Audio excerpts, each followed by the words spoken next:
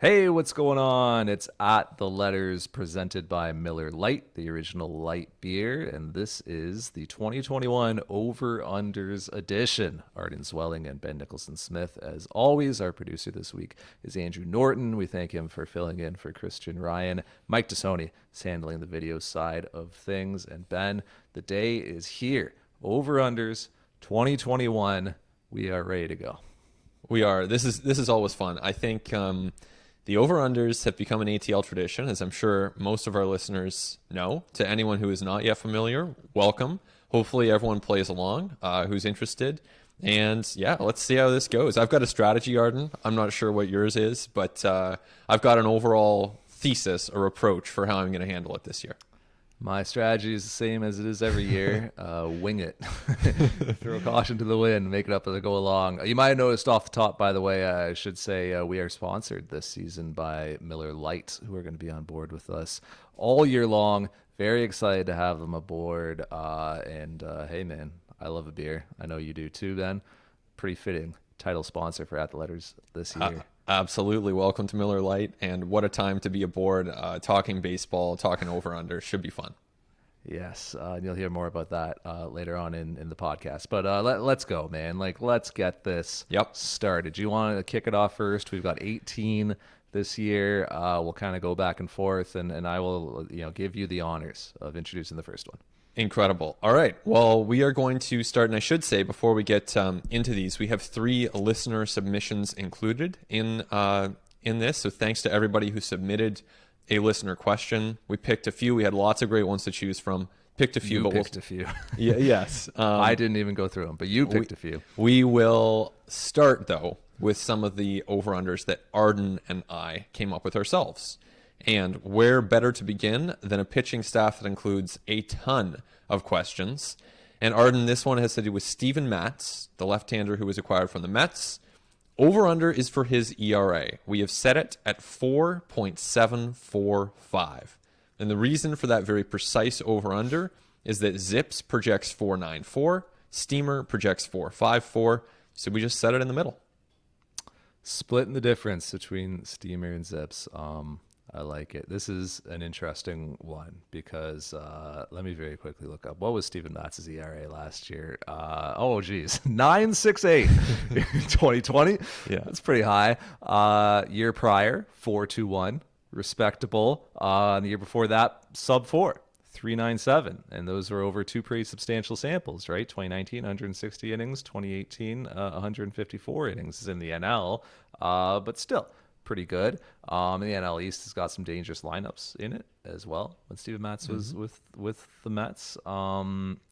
This is going to be a heart over head one for me, Ben, because I think the true to form says, the head says over, but I'm actually going to take the under. I think that Steven Matz will be under a 4.745 ERA just based on what I've seen this spring, and all the best predictions are made off of spring training results, as you know. And but it's not just the results we've seen from him. Like, the dude's got big league stuff, and I think that there have been some very real approach adjustments made, and I think the Steven Matz is going to be a lot better, and I think he's going to run into less like home run bad luck than he did last year. Dead and ball perhaps contributing to that, although Dunedin perhaps just erasing any possible benefit from that. So like, you can even tell that I'm not sold on this. I'm not fully convinced on it, but I just want to bet on the guy, so I'm going under. It's not too late to change your answer, Arden. If you're talking yourself out of it, you're going under. I'm convicted. I'm actually not convicted at all, but I'm going under. You're going under. Well, I think he's going to be helpful to this staff. I think they need him. There's no question when you look at the composition of this staff, they need Steven Matz. But tough ballpark, tough division. You said it. I mean, the ERA was very bad last year. I made your argument for you. Yeah, and I'm taking the over. I'm taking the over here. Yeah, sure. No, in taking the opposite result of you, I made your argument. Yes. But yeah, I don't know. I just feel like betting on him. Do we have an innings limit on this? We should actually. Yeah. An innings minimum. We should. Want to say 50 or 100? Yeah, like 50 to 75, somewhere in that realm. Like, just thinking about what workloads are going to be like this year, right? Yeah. 100 might be a little aggressive. 75? Say 75. 75? Sure. All right. Yeah, no, it would only help you, really. So now, wait, no, 100. Yeah, let's go 100. 100, sure. 100, yeah. Okay. No there it is. hesitation from you. You're so confident in this one. You probably should be. It's big league stuff, man. I'll tell you what. It is. Like it is big league stuff. Just gotta know how to use it. I think he's a big leaguer, no doubt. I just think he's a big leaguer who will have an ERA above 4.75. Oh, what a transition into our second one, which has to do with whether or not Alec Manoa will be a big leaguer. Obviously, the talk of spring, striking out 7 Yankees in a row, like just shoving every time that he's on the mound. This is an over-under for Alec Manoa MLB games in the regular season only, Ben, not postseason, regular season only. We have set the over-under at 6.5. And I'm going over here. I think that as much as, in my opinion, there is zero reason to think about having Alec Manoa on the big league team right now. I've seen, some arguments to that effect. I just think, no, not ready. Let him pitch above low A first, and then we can talk about the major leagues. But I think he's going to advance quickly. I think that he is going to progress, build on what he showed in spring, and be a legit option for a team that, let's face it, will be in need of pitching toward the end of this year. So, we set the over-under at 6.5, and I'm going over there. I think he pitches in at least 7 major league games. I think I'm going to hedge based on my last answer and take the under and just like bet on something occurring, whether it's an injury or whether it's underperformance or whether it's like the Blue Jays just not being in it in September and not really seeing a need for it to bring Alec Manoa up and start the clock. Because I agree with you that like I think he can move quickly, and I think if the Blue Jays are like in contention down the run or August, September, if they need an arm in the bullpen, I think Alec Manoa could step in and get big league hitters out with his fastball and slider out of the bullpen. I don't think that he's a fully rounded starting pitcher just yet. Still got to work on the changeup and attacking hitters and getting through a lineup twice and just kind of the what it takes to withstand the rigors of starting pitching as a big leaguer. But I think I could absolutely foresee a scenario in which he's called up late in the season. I'm just going to take the under as a hedge, so I'm under on that. Fair enough. And I think my overall approach to this year and really to previous years has been to bet the under. And so normally I am the guy who bets against good things happening for the Blue Jays. And, sometimes that works out. Yeah. But no, this odd start to at the letters this year, right? It is. Yeah. Right. This is one that like classically I would be over and you would be under. Totally. But all right, let's see where the next one takes us here. And we're sticking with pitching with this one. Robbie Ray, obviously starting the year on the injured list, but showed really well early in spring training. And a guy who historically has just picked up tons of strikeouts. So we have set the over-under for strikeouts on the season by Robbie Ray at 149.5. Which is interesting because he starts the year injured and we aren't necessarily certain like when we're going to see him. And so that definitely is a factor here. But like when it comes to Robbie Ray and strikeouts, I'm probably going to bet on that. Like this is a guy who like reliably has like flirted with above 12 K per 9. Yeah. So realistically, like what do I need him to throw to get to that 150? Like not that many. I mean 120 innings should do it pretty easily, I would think. Yeah. So I think Robbie Ray can likely get to 120, and I think that he strikes so many dang hitters out that he'll be up over 149.5. So give me that over. And it really does become an innings bet because in the course of Robbie Ray's career, he has been just on a rate basis. Like he has been one of the most prolific strikeout pitchers that we've seen. Like he's up there with, some of the very, very best in that regard. So it is an innings question, but he's starting on the injured list and things happen to pitchers all the time. Mm-hmm. So I'm taking the under here. I'm going to bet against him getting that 150th strikeout on the season. No, that is a classic Ben Nicholson-Smith safe bet. That makes sense. Number 4, Marcus Simeon. Doesn't get quite as much talk as a key offseason pickup for the Toronto Blue Jays. Tough to do that when George Springer has been signed by the team to a $150 million deal. But sneaky could be actually really, really impactful Marcus Simeon on the Blue Jays, particularly like if Bo Bichette picks up like a hamstring issue or something for a month, and all of a sudden Marcus Simeon's playing shortstop every day. Like you just look at like just that layer of protection that the Blue Jays have on the infield now is so much sturdier with Marcus Simeon in the fold than years prior, where the sort of quote unquote replacement level players that you would be calling upon like weren't going to give you anything close to what Marcus Simeon could. Marcus Simeon 2019 MVP finalist, baby. Huge OPS plus number.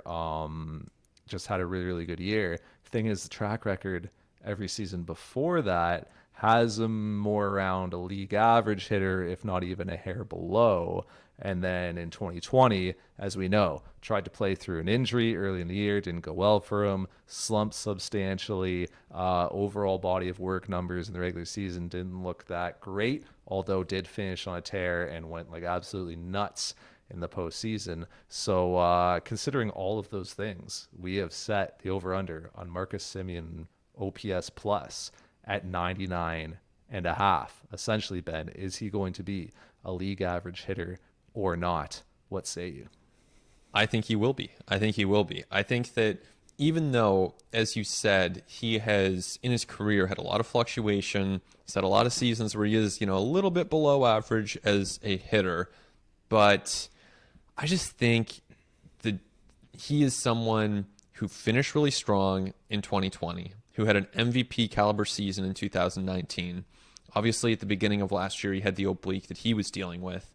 I just think he's going to hit. I think that he is currently a better hitter than he was when he first came into the league. So I'm not saying 115 OPS plus, but I think he can be a little better than league average. And that's just based on Marcus Simeon. The fact that he's in a good lineup with a lot of other hitters might nudge him forward a tiny bit. The fact that he's in a good park, I mean, we kind of assume that's baked into the OPS plus because that's something that Baseball Reference takes into account. But yeah, I'm taking the over here. I'm pretty comfortable taking this over. Yeah, no, me too. It's an easy over for me. I probably would have gone over at like 104.5, honestly. Wow. I think Marcus Simeon's going to be really, really good.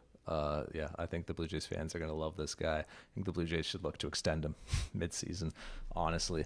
I think the Blue Jays were open to having him sign in Toronto for longer than just 1 year, and just the way that things kind of worked out, 1 year made the most sense for both sides on the AAV that they were talking about, but I think there was absolutely a world where the Blue Jays would have signed him for multiple years beyond this one. So, yeah, I think that's a guy who I am expecting big things from this season. The one thing that could hurt that would be health, in my opinion, but otherwise, like I'm pretty confident that you're going to get a better than league average hitter in Marcus Simeon.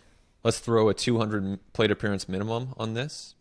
Yeah, let's do that. Because just to be on the safe side, always good to set these things at the beginning. Good call. All right, and Marcus Simeon plays a week and like goes nuts, and it's like, oh, he's got a 180 OPS plus, and then he goes down. No one needs that. But yeah, there are a lot of variables in play for all of these. And we're going to go back to pitching with the next one. So this is Nate Pearson. He's starting the season on the injured list. We know that. We don't know when he's going to come back, but we do know that he has tons of potential as a pitching prospect. And so this is a tough one. I mean, Zips projects him at 99 for innings on the season. And I think that I'm not sure if that takes into account the fact that he's currently sidelined.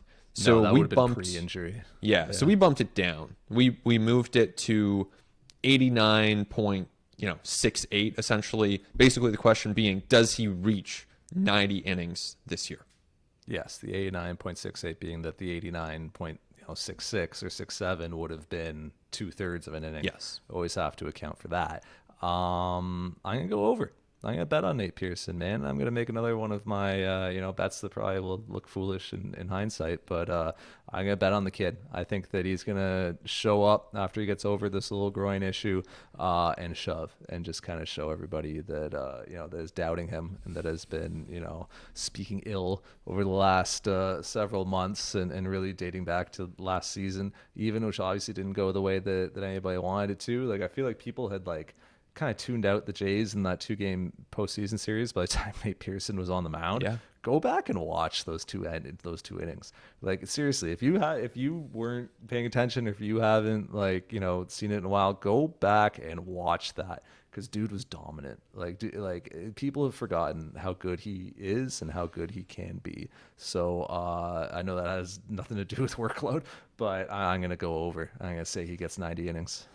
Well, if he does, then that's a good sign for the Jays. I think, I answered questions along these lines in an edition of Blue Jays Confidential that will be up by the time people are listening to this, or should be up very soon.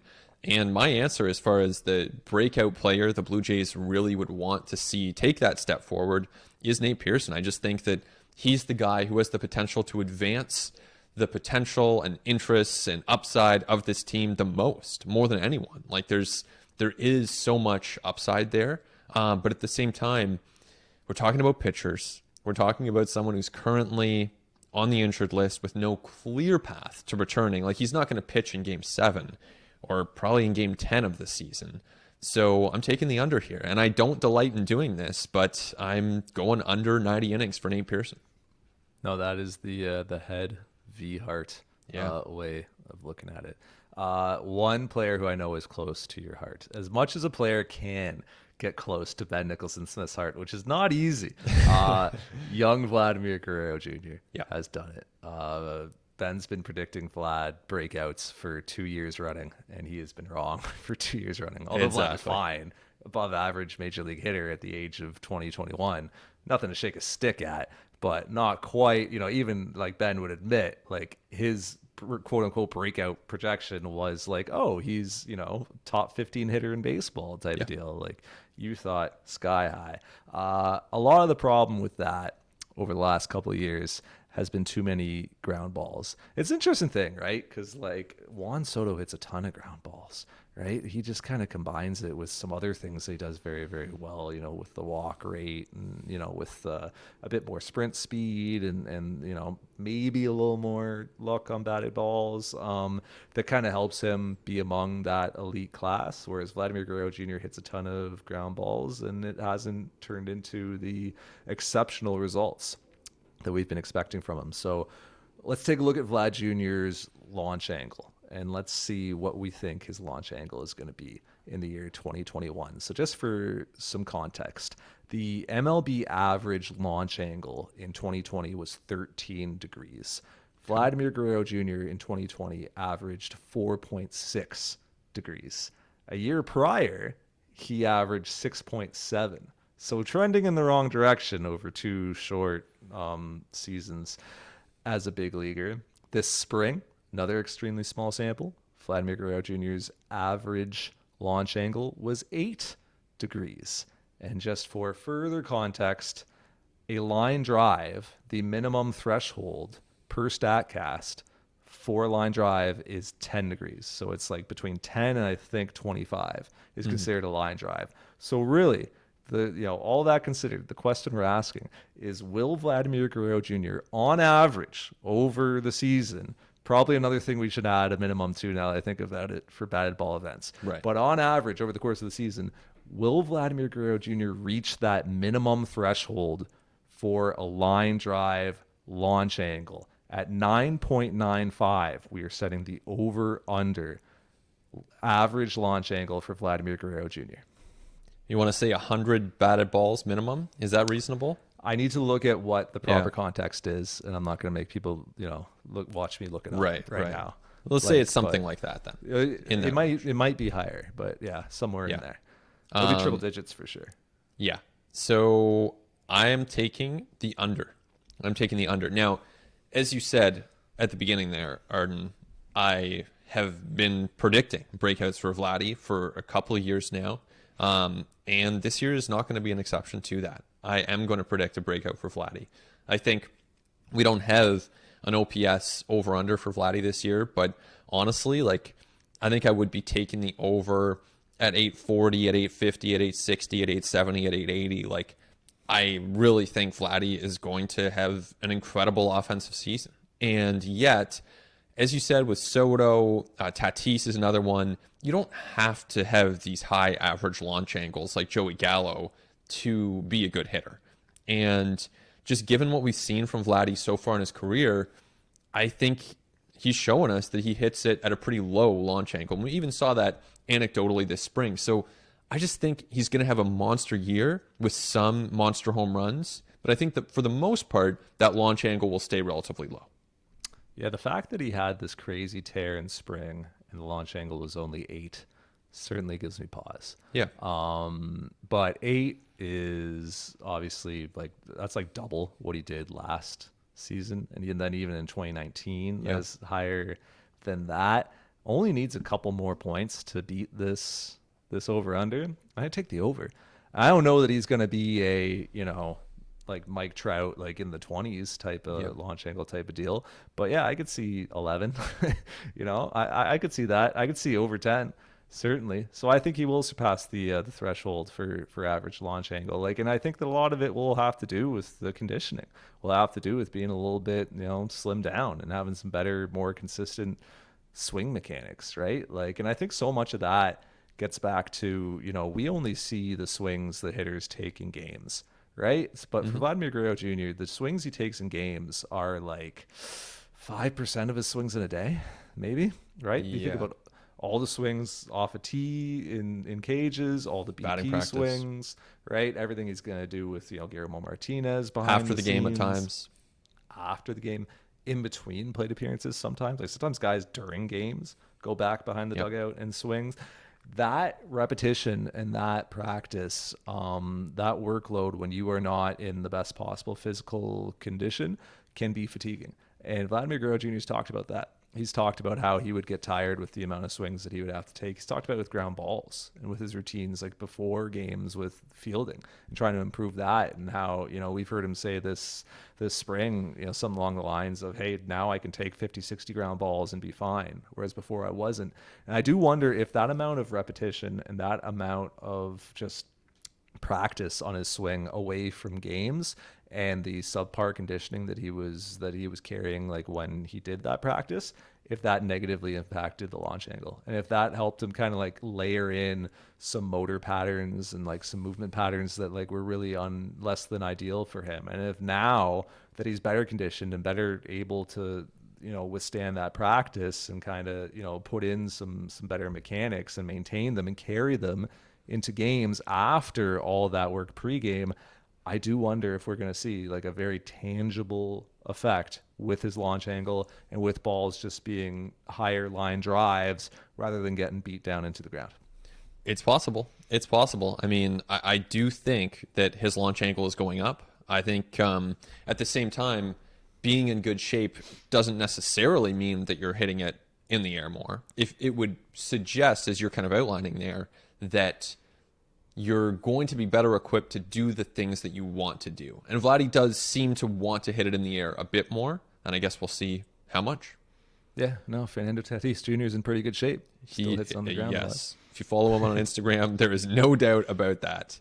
All right, our next Vladdy Jr. over-under, and wow, this is also our last Vladdy Jr. over-under. There were a couple of years where we had whole sections devoted to Vladdy, but this one, very simple. It's just home runs. How many home runs is Vlad Guerrero Jr. going to hit in 2021? Arden, this is not based in science or projections or history. We picked this number because it kind of feels fair, and the number is 32.5. Yeah, so we did the one Vladdy over under that was like the baseball nerd one, right? Yep. With like all this context and like, its launch angle and advanced statistics and thinking about mechanics and swing paths and stuff. This one's for the real baseball fans, all right? Like this one's for the blue collar baseball fans where it's just like, how many bombs the guy gonna hit, man? Yep. I don't know. Do we have real context for this number? Nah, like, 33 just sounds good, right? 33 just sounds right. So all that said, I'm going to take the under. And that's basically just going to be betting on him missing some time with an injury at some point. I just think that's probably likely to happen. So I think it's going to be hard for him to get to 33. I also think that just like he's a line drive hitter, man. And so I think he's going to hit a ton of doubles. I think, and I thought about pitching you on this one and we didn't do it, but Vladimir Guerrero Jr. triples over under. I thought about that as well because I think that like he might have a surprising amount of triples. But home runs, 33, no, I could see 30, I could see 31, I could even see 32, but I will draw the line at 33. I will go under. Wow. So I could see him. I'm going over. I think that people have probably anticipated that by now. I'm going over. And I could see him just shattering this. Like, I could see Vladdy, and Arden and I are going to drop a couple of bold predictions later in this podcast. And I considered a Vlad-oriented prediction because I can envision scenarios where you look at this guy and the shape that he's in right now, the way he's hitting the ball and connecting right now, hitting in that ballpark, Dunedin, and then Buffalo, and then maybe Toronto, like in those conditions, in this lineup, at his age, with, you know, all of the things that he's been able to do, like I could see Vladdy hitting 45 or 46 or 47 home runs this year. And I'm not predicting that, but I think... But wait, let's make this line like 39.5 then. What are we doing? I'm not predicting that, but I just think, you know, and look, I can also see him hitting 14, right?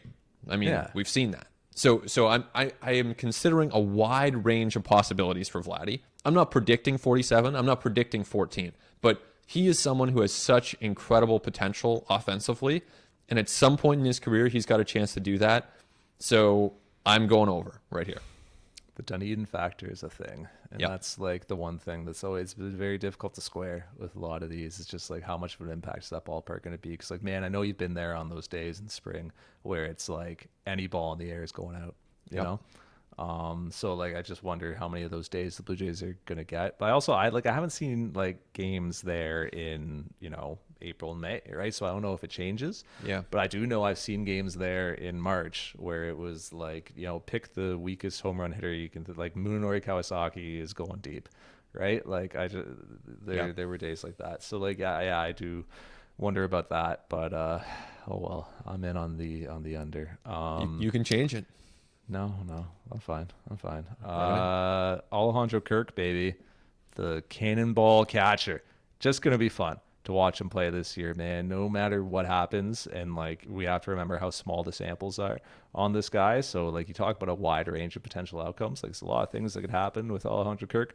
You want to talk about like conditioning, Vladimir Carrero Jr., and maybe why that's like led to a couple of injuries they suffered earlier in his career. See how Alejandro Kirk stands up to like a big workload and the rigors of daily MLB life and the grind of being a catcher at the big league level. Like, let's see how physically he's able to withstand that. See how that, even if he is able to play through the inevitable bumps and bruises and knocks that he's going to take behind the plate, let's see how that impacts him at the plate. If he's able to execute that sweet swing consistently, that all plays in to the Alejandro Kirk OPS over under. We have set it at 789.5. There's not a note here suggesting that there's any context to that, but we have set the minimum plate appearances at 200. So essentially, will Alejandro Kirk have a 790 OPS?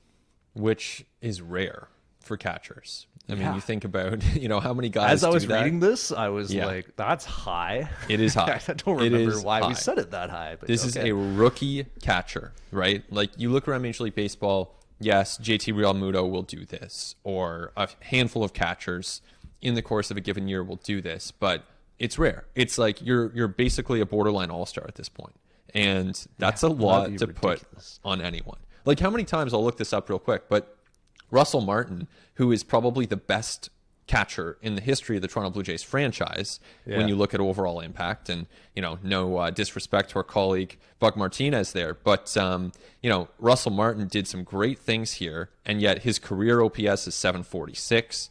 With the Blue Jays, that was 735. He only surpassed 800 twice in his career. So this is a high over-under. But I'm taking the over. That year he had, sorry, I just stepped all over you. What was it that year he had the 400 OPP, Russ? 15, he had a 787 in 15. He had a 400 OBP one year. No? With the Pirates, he did. Yes, with the Pirates, he did. What was and OPS that year? 832 OPS. So that's what I'm saying. Like, even just to get to 800, right? Like, he had dude at a 400 OBP. The guy got halfway there on base percentage, and still like was not that you know, super high above 800.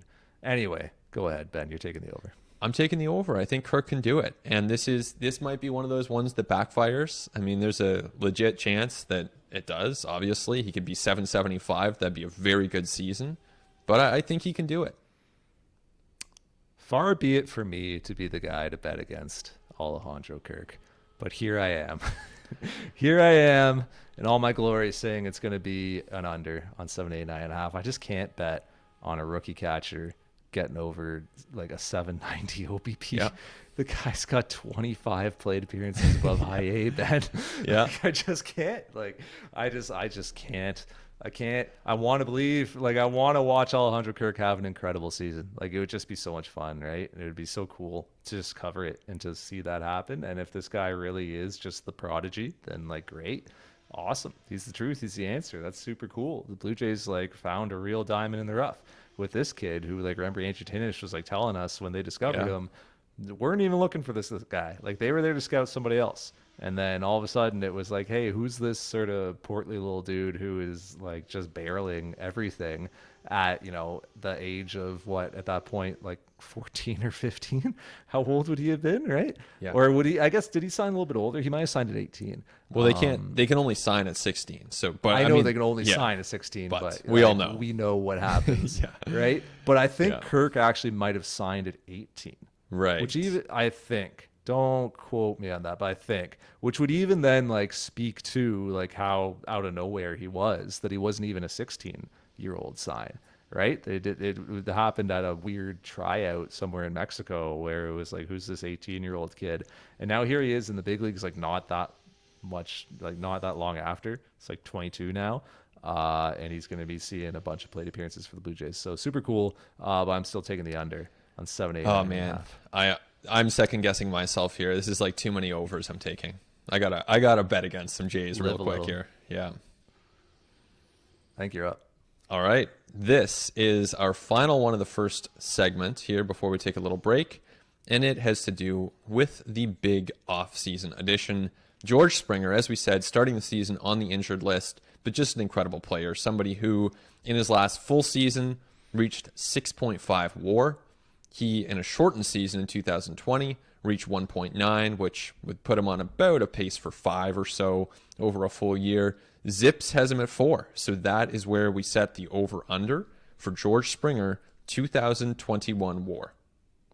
Yeah, it's a pretty like conservative projection by Zips, don't you think? I do think so. Yeah, he was 2 in 2020, shortened season. We're talking F4 here. So, you know, and didn't play every day in 2020. But this is also part of the reason why I'm going to take the under, is because I don't know that he's going to have the volume to get there. Starting the season with a soft tissue injury, not great. Grade 2 oblique sprain.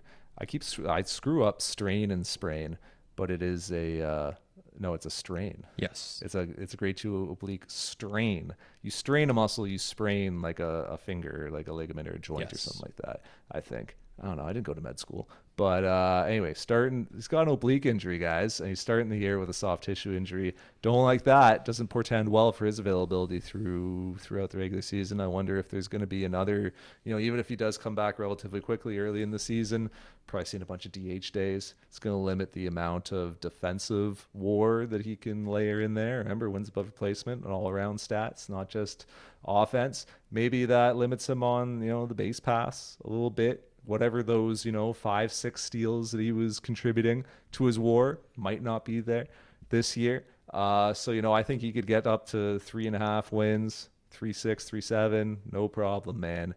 But will he be over 4? I'm going to bet against it. I'm going to go under. Wow. I mean, I'm going over here. And I just think we can't lose. Like, we've gotten used in the last couple months to the fact that George Springer is a Blue Jay.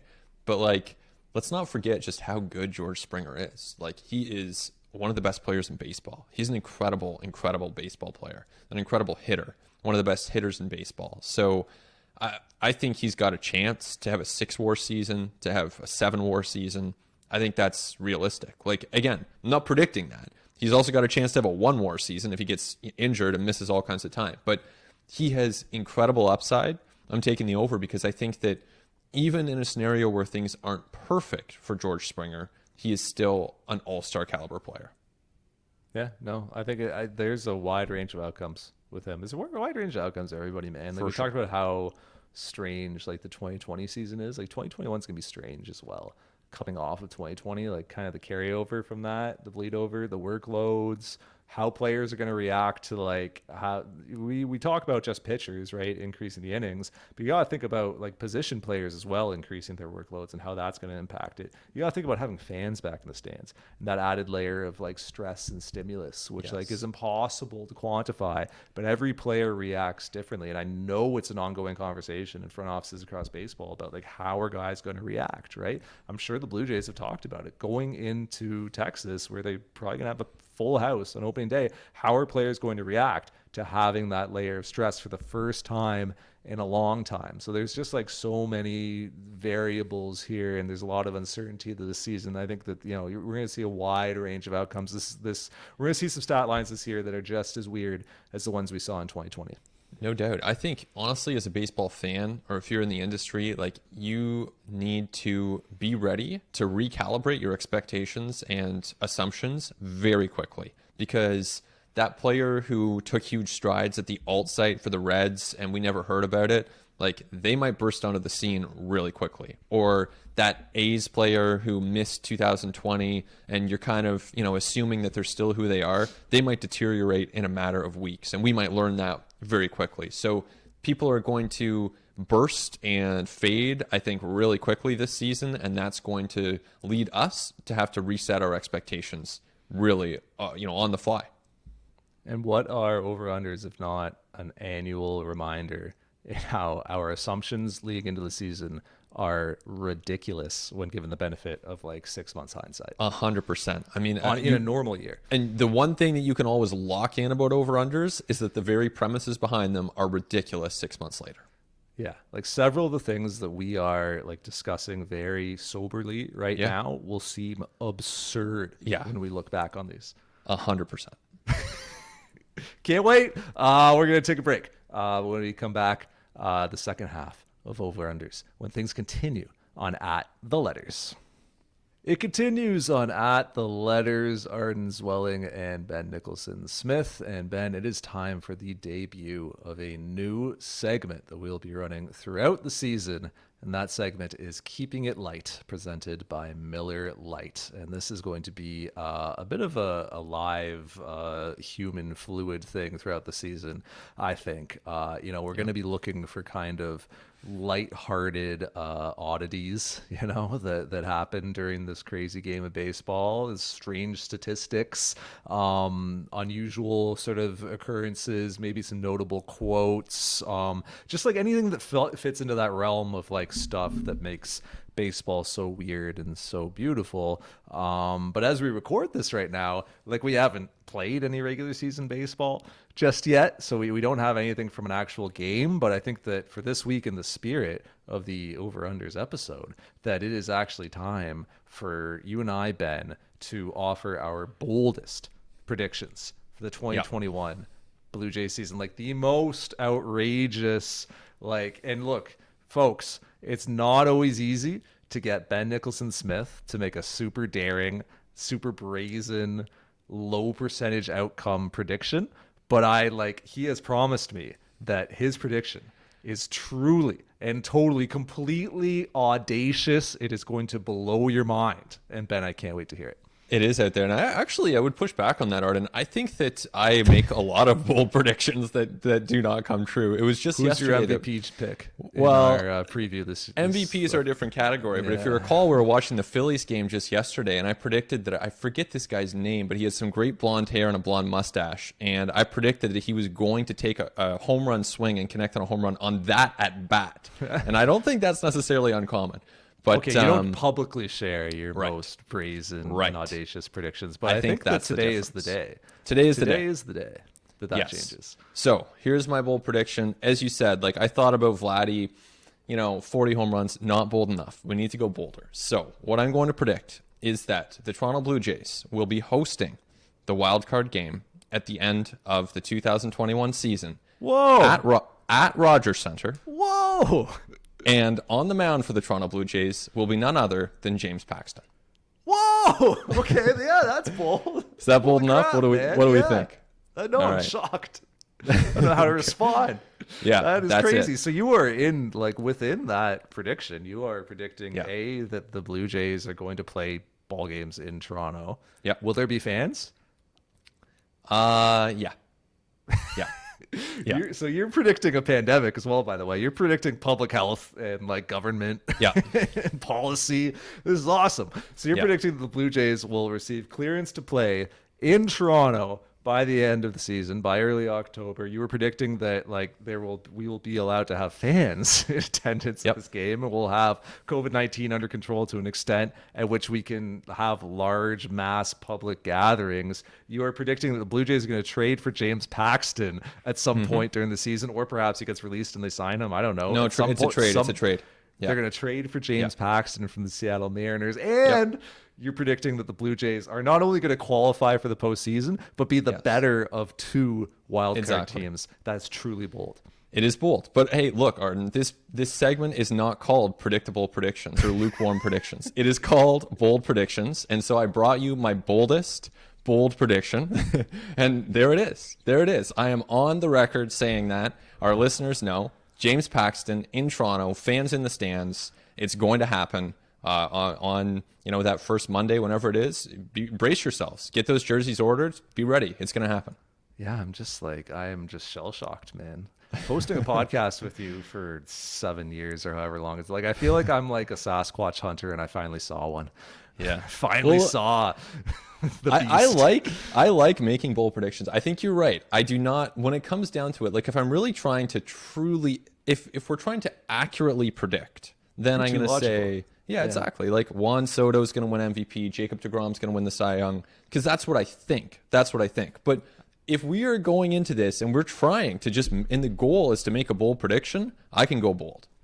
Yeah, you're too, I think, left-brained, right? Like that's what, left brain. Yeah, right brain is like the kind of like subjective one. You're too left-brained is the problem. Wow. So like every year, right? Like because by the time this comes out, I believe our MLB predictions will be out, and every year I give you so much grief because you just pick Mike Trout to be AL MVP every year. And logically, why would you pick anyone else? He's the best player on the planet. Of course. But it's just not that fun, right? It's more fun. This year, I picked Anthony Rendon. Because I'm like, I like the narrative of like, A, he plays on the same team as the best player on the planet. B, he plays on the same team as like the player who's probably generated the most buzz of anybody across baseball this spring, and Shohei Ohtani. So for a lot of people, their like sleeper MVP pick would be Shohei Ohtani. I'm like, no. It's going to be Anthony Rendon. Right. Check out this guy's stats over the last several years. Super, super underrated. Maybe getting right into that point in his career where he is like physical prime, peak, ready to like have a breakout year, plus hitting in that lineup with those guys around him. That's why I picked Anthony Rendon. To me, that's like an exciting sort of cool under the radar pick. And I haven't seen your picks yet, but I guarantee you picked Mike Trout. I did pick Mike Trout. Exactly. My predictions are predictable, but it depends on what the goalposts are for the exercise. And I think if the goalposts are, we are trying to predict what is going to happen, I am going to pick the player who has the best chance of doing that, in my opinion. So I pick Garrett Cole and DeGrom and Soto and Trout. And that's what I think. But if the goalposts shift and the goalposts are, hey, Miller Lite wants us to be bold, well, okay, then I will change the exercise and I will give you a prediction that is very bold. Well, we should change the parameters of your preseason awards. Sure. Like you pick as if like somebody's going to come back at the end of year and be like, "How could you say this?" Like as if we're playing for something.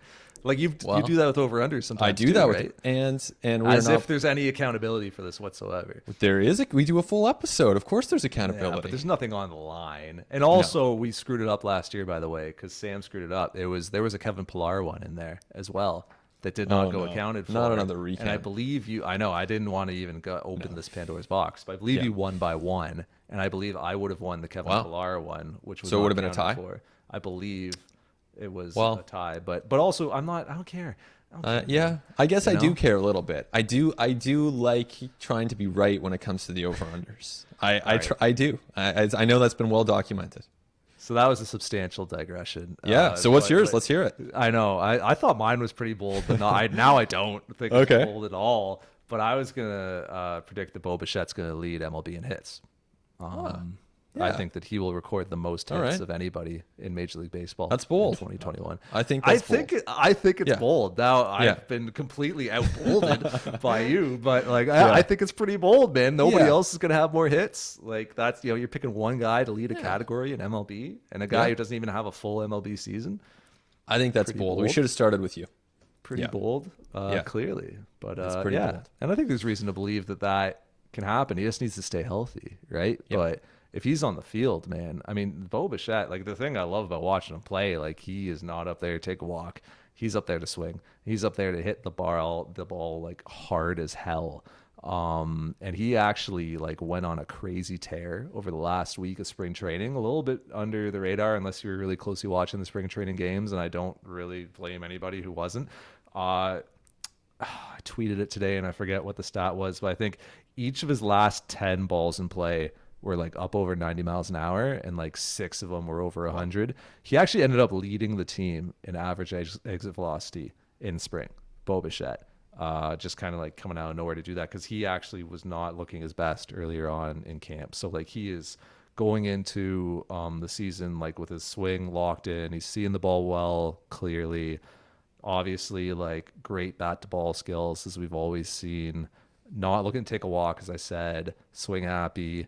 Really good 2-strike approach, which prioritizes contact and putting the ball in play. So you put the ball in play a lot, you put it in play at a really high rate of speed, that's going to lead to hits, particularly when you got a little bit of sprint speed like Bo Bichette does. So that's what I based my not so bold, I guess, prediction around. It sounds like a guy who should be hitting at the top of the order when James Paxton makes that start at Rogers Center. So when we're right on both of these, then you heard it here first on At the Letters. Great. Let's get back to over-unders. I think that it's my turn here. So starting the second half of our over-unders here with the bullpen. We are going to the bullpen. And this one's pretty simple. We're not naming an individual here, but whoever is the club leader in saves. So whoever leads the Blue Jays in saves in the 2021 season, will he have over or under 19 and a half saves? I feel like I'm coming off a highway right now and just, adjusting to the speed limit, like you're driving like 80 in a 40 zone or something. All right. Whew, gotta slow down. I'm taking the over still. This is, I'm taking the over. And the reason for that is I just think Jordan Romano is going to have a good year. And I think he can get to 20 plus saves. Feels a little anticlimactic after my James Paxton. Oof, man, that was out there. One year we should do like over-unders like bold edition, which is just like the most absurd, ridiculous line. Just going wild. Yeah, that would be fun. But that is the spirit of over-unders, though, is that like, and it gets back to like not really caring if I win or lose. Like I just want the lines to be good. Like I want to look back, like whenever we look back on them and we're like, oh, that line was really well set, or even like casting ahead, I want the lines to be compelling. Like, so I want people to have to actually think about whether they're over or under something. I don't want it to be obvious, like, oh, that's clearly going to be an over or under. I want it to be a compelling line. That's my goal of the exercise. My goal is for it to be entertaining. I want it to be fun for people to listen to. And I think that, I think they are. I think people like this episode. I hope that they do. I enjoy it. I hope that other people do. And then my secondary, that's the 1A. The 1B to that is I do want to win. I do prefer to, but we'll see. And you do usually win. No, my opinion is the one of somebody who never wins. That's what somebody who never wins would say. These are the things that I'm saying right now.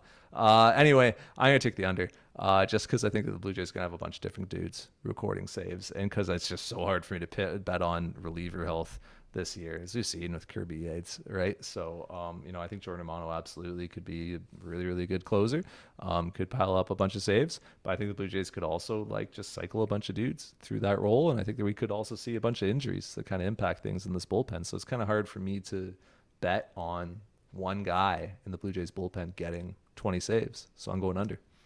That's fair. That's a fair pick. And with that theme, we will stick on the saves category here, and we'll set another over-under for the total number of relievers who will save at least one game for the Blue Jays. And I'll give you a little context here, Arden, before we start answering. And the context is that 6 players last year did record a save in a shortened season. So that's a lot. 6 did that last year.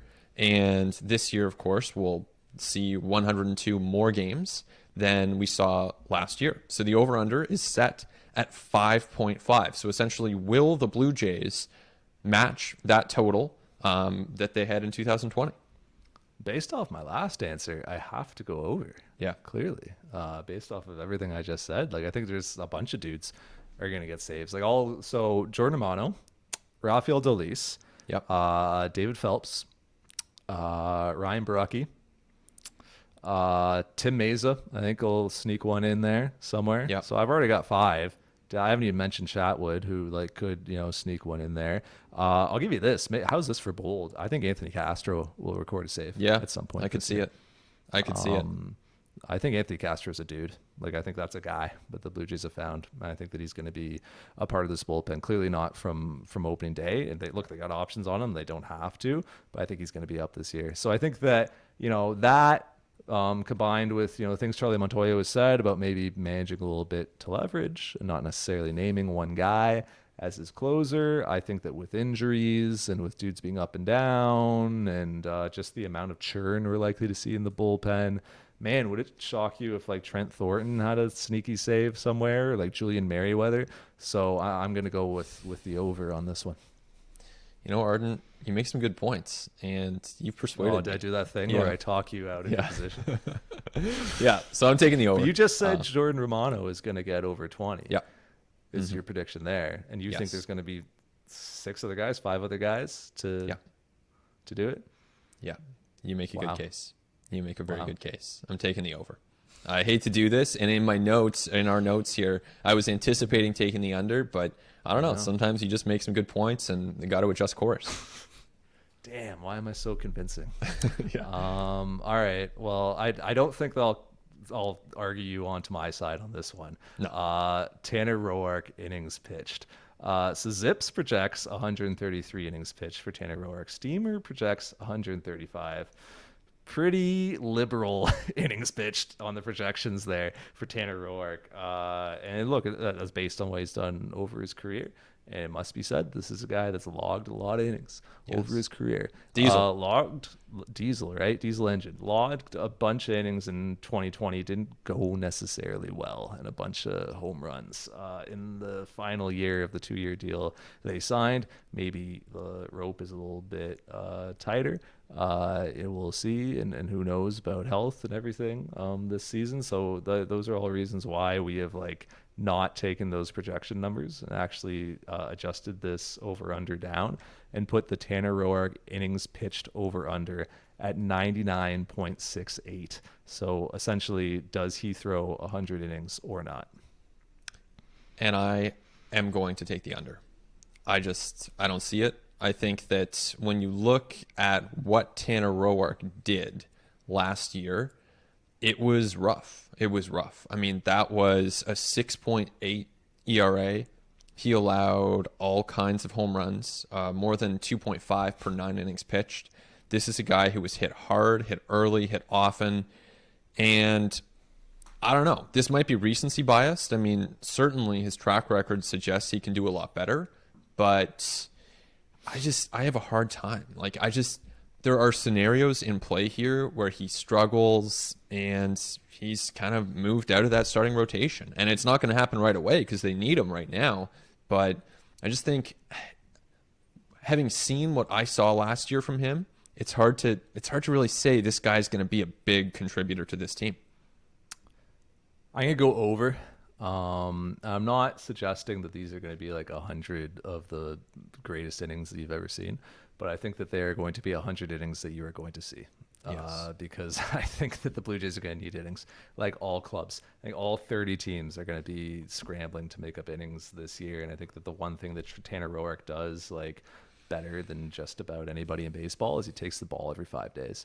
when he's not feeling his best, when he's, banged up, like through thick and thin, the guy takes the ball and gives you innings no matter what. If he doesn't have his premium velocity on that day, premium velocity for him not being particularly hard, he finds another way to get outs and to get through it. So I just think that the Blue Jays are going to lean on him for over 100 innings because they're going to need those innings, and they will be better than the sort of replacement level innings that they might be getting off the waiver wire or from, within the system. I just think that they will look at Tanner Roark and be like, look, we'll just, even if it is like, I don't know, a 5 ERA, we'll take those 100 innings at a 5 ERA and we'll make up for it in other places. So I think he'll get over 100. We talked about on our last episode the idea of rolling the dice and whether the Jays would roll the dice on spring training if they could. Now, applying that same kind of thinking to Roark here, if you're the Blue Jays, do you think that you would lock in 100 innings at a 5 ERA from Roark, or would you roll the dice? Honestly, I think I would. Yeah, I think I would too. I'd take that certainty. Yeah. I know that's not like a sexy answer, but I think I honestly would take the certainty of 100 innings of 5 ERA with my offense and with, feeling like I can make up for it on other parts of my pitching staff. I think I would take that bulk. Yes. There's value to that. I agree. And All also right. Tanner Roark is not the type of guy who would be impacted necessarily by like the workload stuff. There's I think if there is one class of pitcher that you do feel good about, it's like the Roarks, like the Lance Lynns, like the Keuchels, like the guys who are vets who have had those like high inning seasons, who not in 2020, but in 19 and 18 and 17 were like 150 plus inning guys. Yeah. Those are the guys who I think will be better suited to weather the workload fluctuation of going down in 2020 and then way back up in 2021. If anything, it might actually help them to have thrown a little bit less in 2020, maybe get over some nagging things, not just a little a little deload season, essentially, right? Just a little back off and workload and then come back. I think those are the guys who are really going to carry a lot of miles for pitching staffs across baseball this season. I think Tanner Roark's one of those guys. It's true. And I'm not trying to sell the guy short here. There's a chance that he really does bounce back. He had a really good track record before 2020. It's just hard to bank on, which is why I end up on the under there. All right, so we got another one here. And Arden, you were mentioning the idea of exit velo and Bichette having some hard hit balls. Another guy who's right up with him on those leaderboards is Ratty Toles. And we have not talked a ton about him on ATL in the course of the spring, but he is going to be starting pretty much every day to start the season, it looks like. And so we are setting an over-under for him for home runs. Again, back to the classic, just back of the baseball card stats. And the number that we have landed on here is 24.5. You kind of alluded to it in your question there, but was it interesting to you to hear Charlie say, yeah, we told Ratty Toles he made the team? Yeah, right? I was surprised by that. And I didn't even as I was sharing that news on Twitter, for guys who had made the team, I didn't even include Ratty Toles because to me it was just apparent that he was on the team. I don't know. Yeah. I hadn't assumed that he was on the team. I didn't think he was somebody who was in a competition. I don't know who he was competing with. Tyler White? I don't know who would have taken that spot. Me neither. But I guess, to add a little bit of context around this, Charlie was saying that last year Jordan Romano had kind of been uncertain as to whether he had made the team. And even though the Blue Jays believed that it was obvious he was on the team, they wanted to make sure that the players who maybe had any reason to doubt that were told very clearly. So maybe that's what it came down to. But even just looking at the 40, the only circumstance I could see would be if they want to take a truly absurd amount of relievers for opening day, or if they were going to try to not have to get Reese McGuire or Breivik Valera through waivers, but they're going to need 40-man spots anyway for Panic and for Meza. So somebody's getting DFA'd here. So I don't know what under what circumstances Ratty Toles would have thought I might not be making the team. Exactly. So he's on it. He's going to play a lot. He's going to hit a lot of bombs too. Exactly. And that's my argument. He's going to play more than he has in the past, and the dude hits bombs. Yep. We'll see if some of the approach adjustments are for real. I'm optimistic that they are. I know the Blue Jays are optimistic that they are. I know there's people within the Blue Jays who believe that like he's going to break out this year and he's going to have a huge season, and that, you know, you combine some of the approach adjustments at the plate and some of the swing decision adjustments and the pitch selection adjustments that he's made. You combine that with a, you know, just a bit of a more mature mental approach, I guess, or just a bit of a more advanced approach mentally at the plate. And I think a lot of people are predicting big things for him. But for me, at 24.5 bombs, like I think he could hit 25 bombs, you know, even if he's not playing every day. Like, but I think he's going to play a lot, and I think he will surpass 24.5. I am over on Ratty Toles home runs. All right. Well, this is where I go back into the mode of being a bit more like a, I don't know, like a You got a securities hedge, trader. man. You got to layer in a couple hedges. No, Yeah, exactly. for So sure. I'm taking the under. Yeah. You gotta And diversify. yeah, I think, you know, when you're looking at the various ways this season could go, it could be performance, it could be playing time, it could be injury. And those are three ways that Toles could fall short of 24.5 home runs. And I think he's a good hitter. I think he's going to have a good offensive year. But I just think the safe bet here is the under. So I'm going under. Fair enough. Moving right along. This is the first of our listener questions from Twitter that Ben was kind enough to select. And this one is from Ann Campbell at Filmgate Reviews, and asks, over under total number of different positions Kevin Biggio plays during the season. And has set the over under at 4.5, Ben. I'm going under here. And as I think this through, Interesting. he's going to play third. He's starting at third. Are we counting DH, by the way? We should note that. We're not counting DH, right? No, that's not Yeah. a position. No, defensive positions, we'll call it. Yes, defensive positions. So he's going to play third and second. Probably maybe first. I don't know. Maybe first. He'll play some outfield somewhere. Yeah, will he play left and right? No, you know what? I'm going over. I think he's gonna go over.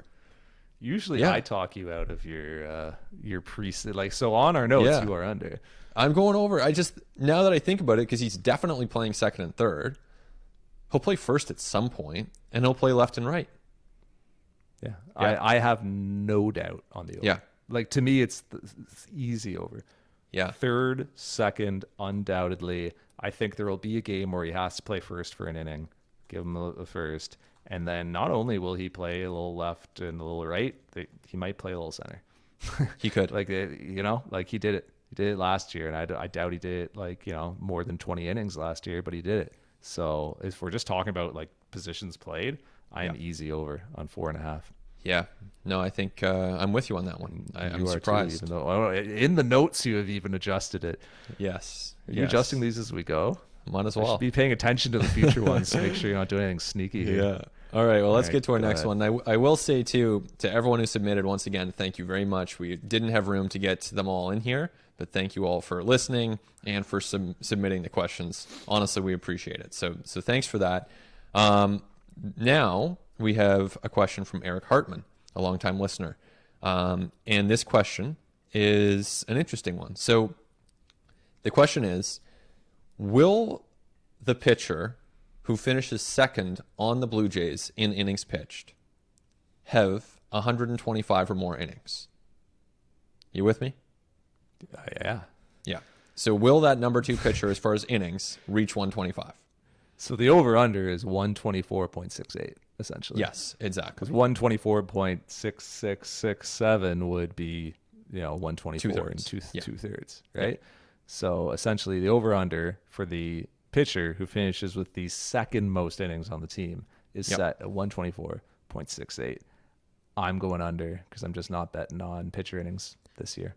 And that is you can call that a hedge, but I just am not betting on pitcher innings. So I know I took Tanner Roark at the over on 100, so I'm playing with thin margins here. I need Roark to finish between 100 and 125, unless Tanner Roark leads the team in innings pitched, which would be a disaster, but could always happen. But I'm gonna go with I'm gonna go with the under on the second place finisher All right. having over 124.68. So you've got Robbie Ray with quite a strikeout rate then, or maybe he's the team leader. I know, right? Yeah, there are some logical. Every year there are logical inconsistencies throughout over under. Last Like remember year, that one year where yeah. you were like, you said Vlad is like not Yeah. going to hit a lot of home runs, but is going to have a huge slugging percentage, or something like that. Yeah. I painted myself into a corner where like the only way was if he had like a very precise stat line. So Yeah. it happens. It happens. You do enough It of these, it happens. happens. Hey, man. All right, so for Live this by one, the sword, die by the sword, man. exactly. There's no way around it. And for this innings total, I wouldn't take it by much, but I'll take the over here. I think someone beyond Ryu. Someone's got to throw these innings. Exactly. Someone has to. And Ryu's getting there, we think. So I think someone else will, whether it's Ray, Roark, whether it's Stripling, maybe. Pearson, if all goes well. Those are kind of the guys, really. You kind of, I don't think, Mats, maybe someone. Yeah. Who can say with friggin' innings this Thornton? year for pitchers, man? Yeah. Yeah. I do not know, man. But like, I just think that what I do think is a lot of teams are going to have like double digit arms in that 70 to like 120 range. Exactly. And I think like that kind of like a lot of clubs like pitching staffs are going to look like the Tampa Bay Rays pitching staff Yeah. usually looks like. So I don't like, I don't know. Do you think anybody will throw 200 innings this year? Yes. Yeah. I don't think One or two many guys? will. More. I think 10. Yeah. Because, like, I don't know, Kershaw could, Scherzer could, like, you could have Stroman do it. He's done it before. Lance Lynn could do it. Stroman's an interesting call. Yeah. I mean, That's a good DeGrom, call. obviously. Cole, Bieber. You know, like, you've got guys who could do it. Enough of those. Some of those guys will, some of those guys won't. But I think that, yeah, I think some guys will do it for sure. I think Lance Lynn will do it. You That's the think one guy that and I would only bet on. Lance Lynn. Yeah. Lance Lynn will do it. No, I think Strobe could do it.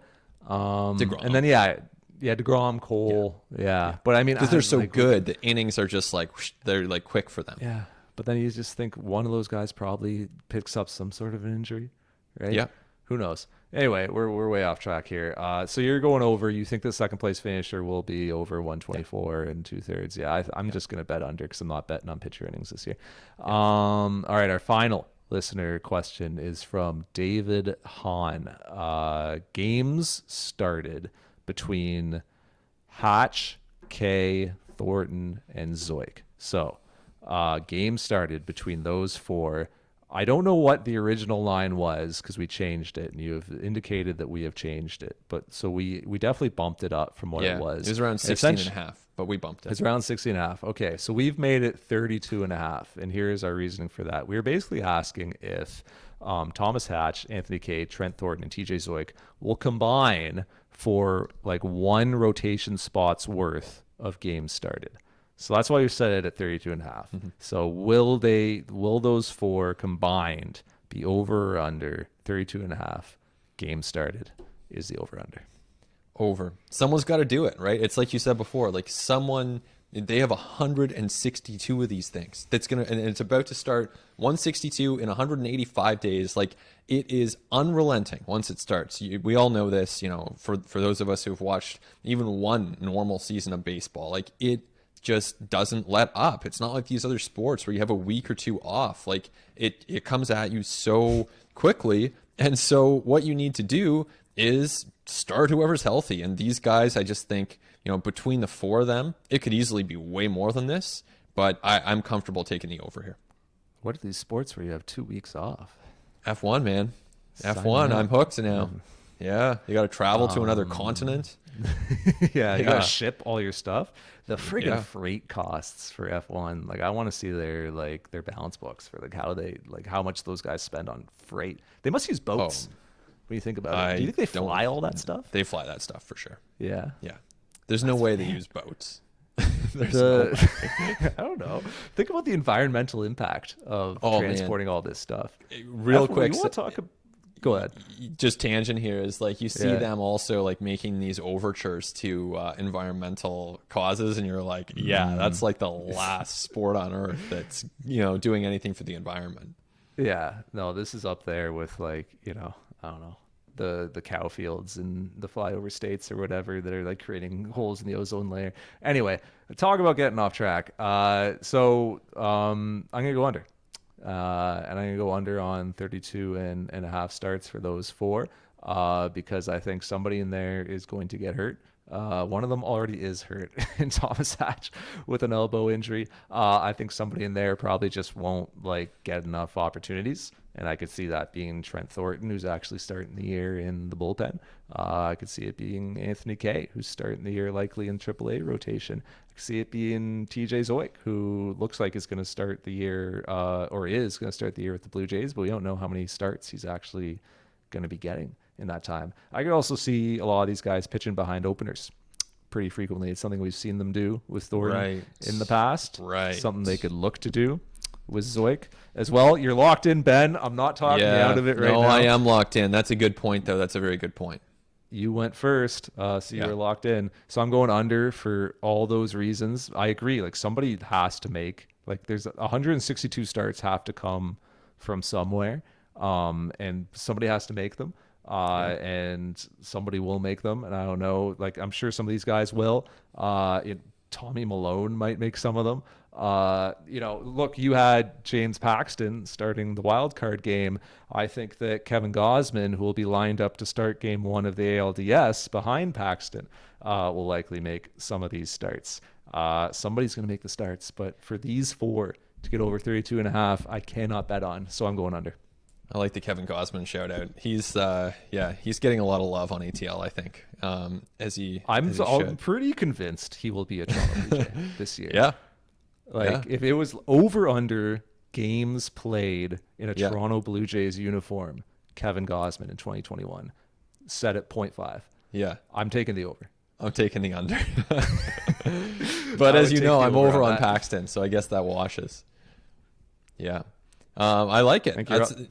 You made some good points there. All right, so we're in the home stretch. Is that one of those ones where if I had gone first, I would have talked you out of it? Possible. Yeah, it's possible. That opener point was good. It had me thinking. So damn convincing. So we got two left. And these are the big picture ones here. And so I will start with a very simple one. Team wins.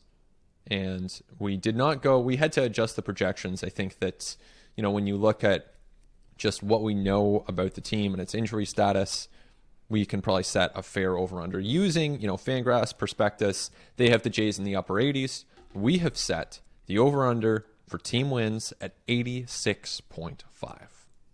Yeah, I think that, if everybody was healthy, if Springer was healthy, if Yates hadn't gone down, we might have set this around like 88 and a half, maybe. Yeah. Maybe even 87 and a half. Yeah. 86 and a half sounds right. It makes me think, because I think they will be like, if I had to predict a number right now, like 86 sounds pretty good to me. Sounds about right.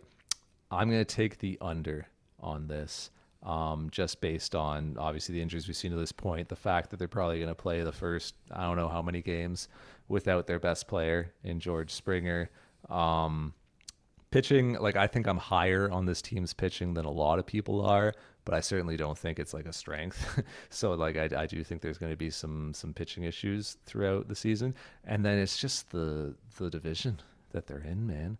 Yankees are really, really good. The Rays are really, really good. I don't think the Rays are getting as much love as they should be preseason. I know that they made some like significant subtractions from their rotation in Blake Snell and Charlie Morton, but like they can fill from within because they have like an incredible system. They have really, really good young pitchers on the come up, and I think that from a depth perspective, they are as well positioned to withstand the rigors of this crazy season as any clubs. I think the Rays are good, and I think the Red Sox can be better than a lot of people think they're going to be. Like the Red Sox get slept on a little bit. I don't think the Red Sox are better than the Blue Jays, but I do think the Rays will likely finish better than the Blue Jays. I think the Blue Jays will finish third in the division. I think the Red Sox will not be that far behind the Blue Jays. So for all those reasons, I'm going to take the under on 86.5 wins for the Blue Jays. Man, see, this is one of the hardest ones we've done so far. I could talk myself into either side. I think this is, if I do say so myself, I think this is a very well set over under. Man, I need to go over. Wow. Yeah. Didn't see that coming. Yeah, I Why think do they you think make that? Because good you team. just predicted that they were going to host the. You kind of have to go over. You Yeah. predicted they were going to host the wild card game. That was a, You that was have a to be over. bold prediction. Yes. Oh, sorry. Yeah. No. Hey, it's out there now. It's out there. But yeah, you know what? I think they've got such a good lineup. I don't think this pitching staff is very good, but I think their lineup is so good, and so they can improve on the pitching staff at the deadline.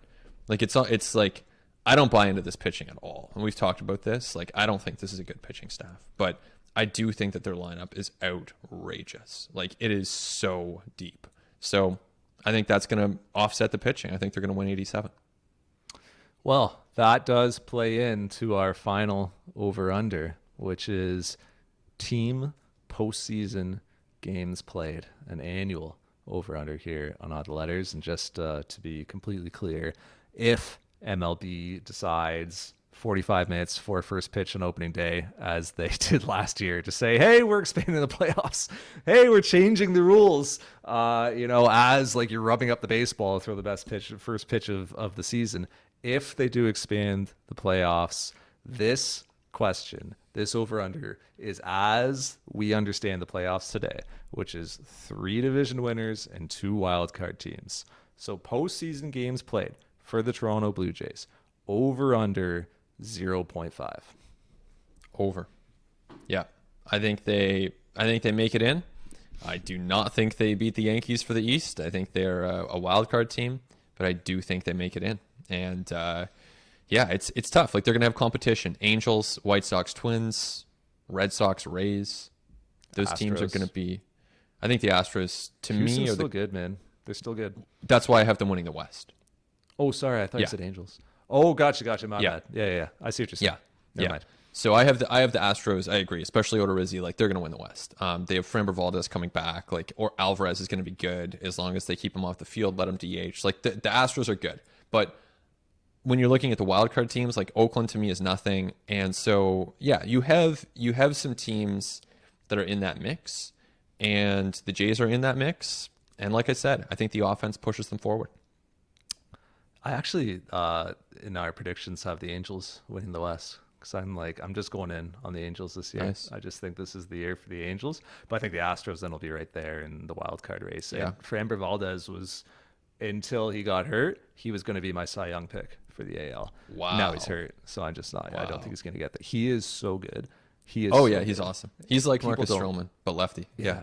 Yeah. People don't realize how good that guy is. Oh, he's But, awesome, he's injured, and it looks like he might even miss like the first month of the year. So I couldn't make him my AL Cy Young pick. I think I went with Giolito, which is kind of an easy call. Who'd you take? Garrett Or have Cole. you, yeah, of course. It has to yeah. be Cole or Bieber if you're predicting to be accurate. Yeah, I took Giolito. But anyway, so yeah, I've got like the Angels win the West, but I still whatever. One of those teams, the Astros or Angels, are going to be there in the wild card race with you. Certainly, one of the White Sox or Twins are going to be there with you in the wild card race. Certainly, I think the Rays are going to be right there. I think the Yankees will win the East. As I said, I think the Red Sox will be better than people expect them to be. So I think they'll be in that wild card race. Sleeper Kansas City Royals sneaking in there, maybe. It's a low percentage outcome, but maybe. I just don't. You're not sold. I just don't like. The I just Royals don't are think- not good, man. They are not good.